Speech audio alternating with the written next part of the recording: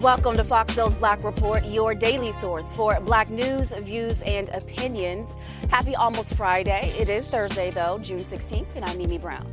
And I'm Romeo. I'm Demi Lobo. And on today's report, the alleged shooter in the Buffalo grocery store massacre is being charged with hate crimes and weapons violations. We have more on that story. Meanwhile, today is day 2 in the trial of the man accused of killing rapper Nipsey Hussle. Then Republican nominee Herschel Walker confirming he has 2 more unknown children, and that story is on the way. Plus, is Beyonce making a secret return to the stage, and Shaq is footing yet another bill? Yeah, we're going to talk about that and so much more. This is our voice and our truth, so let's get it.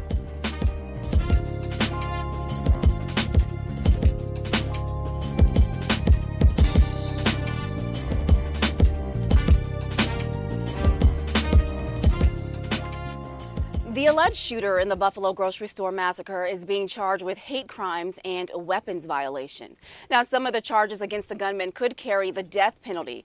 Attorney General Merrick Garland, who was in Buffalo today to announce the hate crime charges, says the attack was designed to instill terror in the Black community.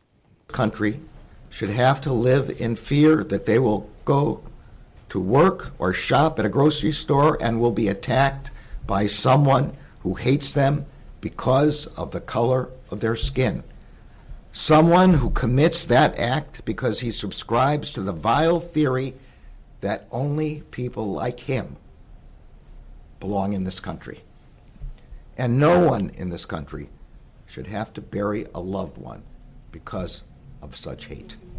Now, DOJ officials say the shooter visited Tops grocery store back in March. He created 2 sketches of the interior of the store and counted the number of Black people inside and outside of the store. Court documents now are revealing a little bit more. He left a note to his family apologizing for the attack. He said, quote, that he had to do it for the future of the white race. And I also kind of found this interesting. Court documents say the motive of the shooting, which we know was to prevent Black people from replacing white people and, all of that. But he also said that he wanted to inspire similar attacks, which is dangerous within itself, that, you would think that you would do something like this because you want to inspire other people to do this to other unsuspecting Black people in different towns and cities across the U.S. Also, when the judge asked him how much money, because he's a public defender, so when the judge asked him how much money he had in his account, he said $16. And I got to thinking about, okay, so he has $16 in his account, but he had thousands of rounds of ammunition. Yes. He had 2 guns that cost anywhere between $3,000 to $5,000 each. He drove 300 miles to get to the destination, and we know gas costs $16 a gallon. You know what I'm saying? So it was just like, this man clearly either spent all his money to carry this out, or he was just didn't have the money in the first place, but made sure that he wanted to find it in order to commit something like this. Yeah. In my opinion, you guys, it honestly points to him spending all of his money. Him having $16, but enough money to buy guns and all of the ammunition, like you said, Mimi. To me, it points to he spent all of his money because he knew that if he carried this out the way that he wanted to, that it would be the end for him. Also, I want to go back to there's currently a moratorium on federal executions, but some of the charges, the federal charges against him, could carry the death penalty. But there's a piece. The piece is if the Justice Department decides to seek it. So what's going to happen is they're going to reach out to the victim's family. Merrick Garland, he also kind of has the final say, so he's not ruling out the possibility. But also the victims' families have to be talked to. So we're not sure if the death penalty is going to be is on the table, but there's a possibility that it could. And so I was asked today, how do Black Americans feel about the death penalty? What are the families looking for as far as justice? And I really just honestly feel like the maximum that they possibly can is what would make families feel like, okay, this was justice for my family. And we all look at this case and we look at this situation. We have different point of views with different scenarios. I feel like if he didn't really have the money, who was supplying it with the money? Is he really in this alone? That's the question I come up with. Someone had to be pushing him this way. He just didn't wake up one morning and felt like he was this way. So I hope they look deeper into what he was doing on the internet, people he was talking to, he was chatting with.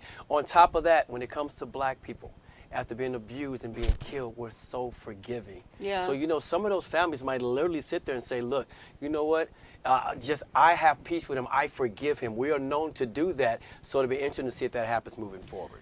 You don't want to know my opinion on that because that is not on the table for me. You go in and kill one of my family members in cold blood like that.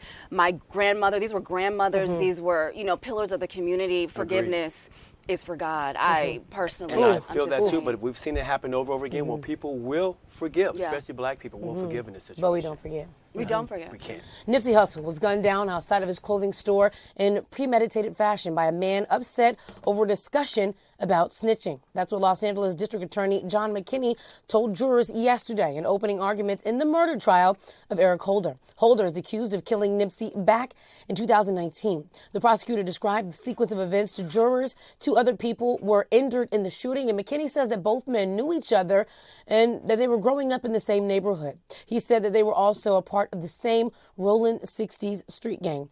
So this trial, you know, living in Los Angeles has hurt a lot of people, those who are from Los Angeles. Nipsey Hussle, a pillar of the community. And so what was interesting about this was that, and I hope that we cover this story more, the trial more, because it's going to be ongoing, and it is a very, very big story. So what's interesting about this is they showed some never-before-seen footage. One of the pieces of footage that a lot of people hadn't seen was where Eric Holder left to go back and kicked him after already shooting him and gunning him down. And so he also in court, Eric Holder said that this was a crime of passion. And that's what a lot of people are upset about is how do you say that, what does a crime of passion mean, to be honest? What is a crime of passion? What is passionate about murdering one of the most prominent figures in Los Angeles, in the hip hop industry? What passion could bring you to murdering somebody? And I'm really looking forward to seeing how this turns out, because this is another family in another city that really deserves justice. Yeah, you know, that crime of passion, that got me too, because we've been waiting on this trial with almost 3 years, and that's the best that you can come up with after 3 years is a crime of passion. So a crime of passion would be if a person walked in on his ex-wife who was cheating on him and shot her. That is a crime of passion. That's the most used offense for a crime of passion. This was clearly premeditated. This was something that he did, and you're saying that they showed footage of him leaving and coming back. Like, it was something that he decided to do,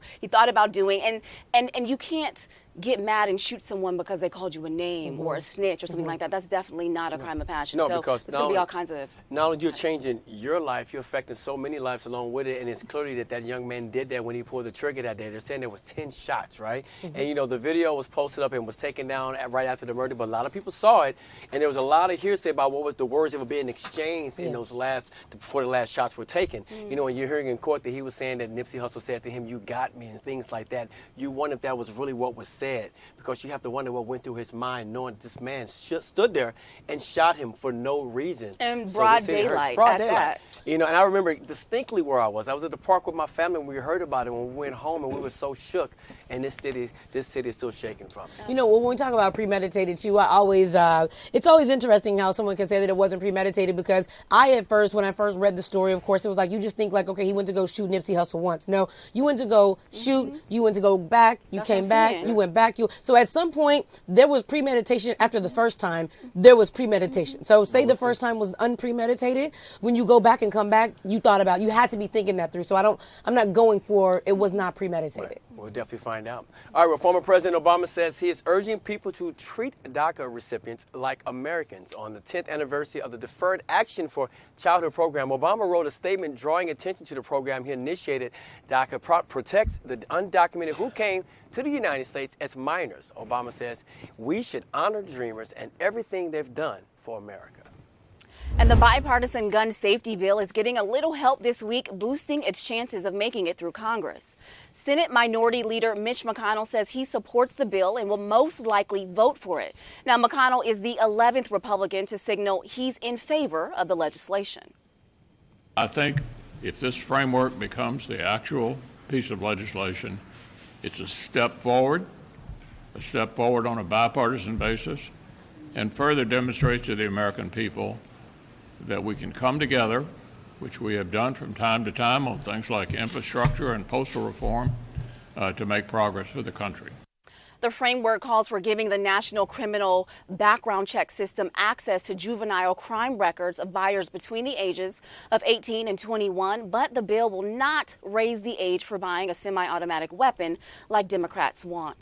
That is what we want indeed. After a short decline, the number of abortions in the United States is actually going up. The Gutmaker Institute, an abortion rights group, says that there were more than 930,000 abortions in the U.S. in 2020. That's 1 in 5 pregnancies. That's also an increase from the 862,000 abortions that we saw back in 2017. Now, that year, abortions reached their very lowest number since the procedure was made legal in 1973. A Northern California math teacher is just a percentage point away from making the runoff election for the next superintendent of California schools. Anya Long spent less than $500 on the race. She is in 4th place, but only a 10th of a percentage point behind 2 candidates ahead of her. Long, who is the former director for the California Charter Schools Association, ran a grassroots campaign that took the political class, by surprise. And Herschel Walker, the Republican nominee for the Georgia U.S. Senate seat, is confirming he has 2 more unknown children. Walker now says he has 4 kids. Up until earlier this week, he publicly only mentioned one, his 22-year-old son, Christian Walker. On Tuesday, the Daily Beast revealed Walker had a secret 10-year-old son he hasn't played an active role in raising. Then yesterday, the Daily Beast revealed he has a 3rd son who is now 13 years old. That same article also reporting Walker now has an adult daughter who he had when he was about 20 years old when he was a running back at the University of Georgia. The reason all of this is important is because Walker has been critical of black men. He says they often leave the family of their children, and he uses this talking point over and over again when he talks to white conservative groups. In fact, he's blamed many of the problems in the black community on single-parent households. This story said it all. For me, he's pandering to white people, the conservative base. He's talking about the same type of black man that he is. The fact that he said that black men are leaving their families and not supporting them, the mother of his 10-year-old, she had to sue him to get a paternity test and to get child support. So, and then the other thing that I found so interesting about Herschel was back in 2021, because he just makes me laugh. I'm sorry, y'all. This is ridiculous. In 2021, he met with Diamond and Silk. Y'all remember Diamond and Silk, right? So he said in an interview with them, the father leaves the black family. He leaves the boys alone. They'll be raised by their mom. If you have a child with a woman, don't leave the child, you leave the woman. It just sounds exactly like what he did. So, I don't know, Georgia, y'all have a really big decision to make. It doesn't seem like Herschel Walker with all of this. But is it a big decision? Honestly, you know what? I think that for the black community that are really for that black experience, really for the advancement of black people, there is not a hard decision. When we talk about Senator Raphael Warnock and things that we talk about Stacey Abrams, when we talk about the real black experience, it is not a hard decision. Just like here in California, when we talk about Karen Bass, for those who are for the betterment of the black experience and black people closing the racial wealth gap, it is not a hard decision. But when you have people like Herschel Walker here, who, like you said, who are furthering the white agenda, the Republican white agenda, those are the people that you have to watch out for, because they don't know where they fit. They don't know, should I be over here on the Republican, or should I be, they don't know where they stand. So those people have a hard decision. But those of us who really know what time it is, we don't have a hard decision at all. I just feel like those that are supporting him loved him as a running back, and he was awesome on the field, and I grew up watching this guy. I wish I could be this guy. That's why I want to support this guy. Do your research. Because there's skeletons in everyone's closet. So if we dig deeper into this, it's making them look really bad. So even though you have some of the Republican Party saying this is our guy, you have people on the other side saying yes.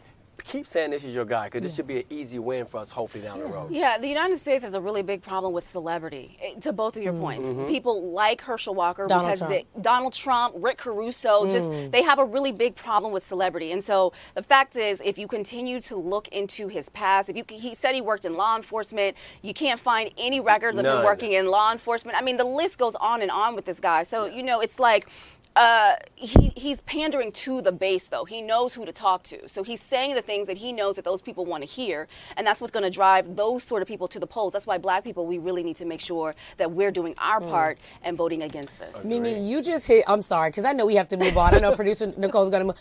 You just hit a point on the head that was so intense, is that in America we have a problem with celebrities. Donald Trump opened up the floodgates for people to think, oh, if I have money, then I can bypass actually having to do the work. Was it Arnold Schwarzenegger that ran for? Yes, governor of California. Listen, we can keep on going. The list goes on. All right, speaking of closing the racial wealth gap, the Small Business Administration is teaming up with the Divine Nine to narrow the racial wealth gap that we speak a lot of here on this show. The Divine Nine are the collective of African-American fraternities and sororities. It's a part of President Biden's commitment to create equity for African-American owned businesses. The SBA, they're going to utilize the business connections black frats and sororities have established for the last century. The collaboration will arm black business owners with tools, resources, and support in order to create pathways to capital and government contracts. In Chicago, hundreds of people in the Bronzeville neighborhood marched to bring attention to a black woman who was brutally murdered almost 20 years ago. Nancy Walker's dismembered body was found in trash bags 60 days after she went missing. The marchers want to bring attention to the unsolved murder. It's the 5th year in a row Walker's family and 70 women of Chicago's South Side have taken part in the We Walk for Her march. They say they do it for the unsolved murder cases of black women and girls who have died over the years in the city. And here's an update to a story we told you about earlier this week. A former Chicago cop who recently resigned after he was suspended for assaulting a black woman walking her dog has been indicted on felony charges. Bruce Diker was charged with aggravated battery and the official misconduct this week. He quit the force back in May. Now, Diker's body cam shows him pushing and shoving the woman in the park. Lawyers for Brown say the encounter was an obvious case of racial profiling. And officials with the U.S. Customs and Border Patrol are looking into officers giving out so-called challenge coins that depict the image of a Border Patrol agent chasing a Haitian migrant at the U.S.-Mexico border. Challenge coins are tokens given out by law enforcement to employees as a recognition of achievement. The image of the Border Patrol officer and a migrant brought a storm of criticism from African Americans when the incident happened last year. The person who made the coin has not been identified, but customs officials do say they're going to take action against anyone involved in making the coins. A federal jury is awarding a black police lieutenant, get this, $2 in her civil rights lawsuit against the Columbus, Ohio Police Department. But Lieutenant Melissa McFadden says her lawsuit was about more than the money and feels like she won. McFadden's 2018 suit alleged widespread racism within the Columbus Police Department. McFadden's lawyers say she filed the suit after she was reassigned to the department's property room because of a federal EEOC complaint was filed against her. That complaint alleged McFadden created a hostile work environment. McFadden's attorneys say she is still working for the department and expects to be promoted to a commander. A Pennsylvania court is exonerating a 16-year-old black boy who was executed 92 years ago after he was convicted by an all-white jury in the death of a white woman. Alexander McClay Williams confessed to the murder of Vida Robars after he was beat by police for hours during an interrogation. Now, reports show he was questioned 5 times and given 40 lashes during those interrogations. There was no evidence linking Williams to the murder, and one detective said it would have been impossible for him to do it. And at just 125 pounds, Alexander was so small that something had to be placed underneath him to prop him up for the execution chair back in 1931. Last week, a judge overturned his conviction and granted him a new trial. The DA immediately dropped the charges 92 years later after Williams sat in that same courtroom. He is still the youngest person to be put to death in Pennsylvania. This story is brutal and hard to imagine. The story came to light because of a professor named Samuel Lemon. His great-grandfather was the first black attorney in the county, and he represented Alexander during the trial.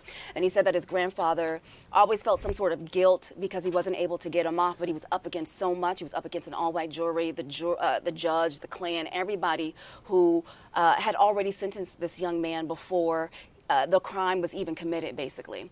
And so he wanted to clear his name. He said it took him 30 years, but he was able to do it. You know, when you think about 1931 is such a very long time, but I'm still, there are some people that are like, okay, this is so long ago. Why particularly this case? But I'm really happy that we're taking cases that was in 1931, and we're still making sure that, you know, the fight is still continuing, because when you think about it, so many people have forgotten about a lot that has happened. And so happy for the families that are able to get justice, even though it happened in 1931. I'm happy that families are still able to get justice, and we still need to see so many more. Agreed. Because I never really even knew about this case until we brought this to the show today. And so I'm sure that there are just so many more, and I think we need to start tackling them, even if they were decades ago. Well, it's just a constant reminder as we talk about this case, how many we'll never know about. That's the sad part. There's so many people of color died at the hands of police officers in other situations, and we'll just never know about them.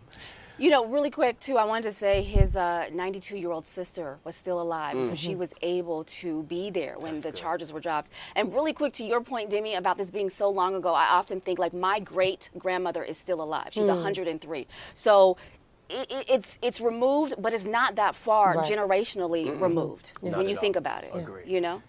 All right, well, Evanston, Illinois is the first city in America to approve reparations for black citizens. The Chicago suburb is getting help to make payments for descendants of enslaved black people in America. Religious organizations in the city are having fundraisers to help the city with payments. Evanston officials plan to make payments available from a 3% tax of the sale of recreational marijuana, but revenues have been slow.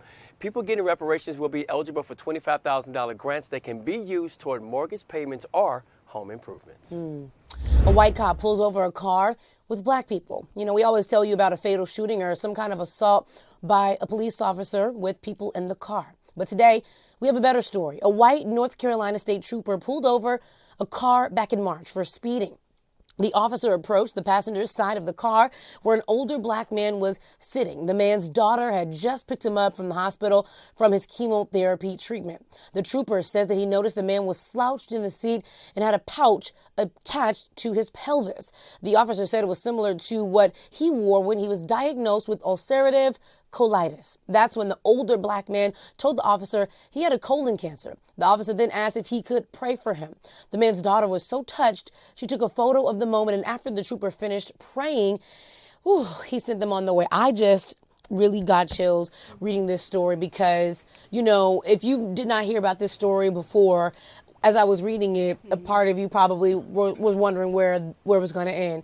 And so it's really good to know that there are good police officers, good troopers. He was a trooper, good troopers out there that are not always out to get us, because soulmates, I am so terrified. I try to keep everything up to date because God forbid the day if I get pulled over, I'm just terrified. I'm probably calling Mimi and Romeo like, coming to get me, y'all. Come get me, you know, because I'm so afraid. But to know that this group of black people were able to be pulled over, and it turned out in a positive way, and in prayer. Really just gave me chills and made me feel great. Absolutely. We'd love to have more stories like that. So much. Feel free to share them with us.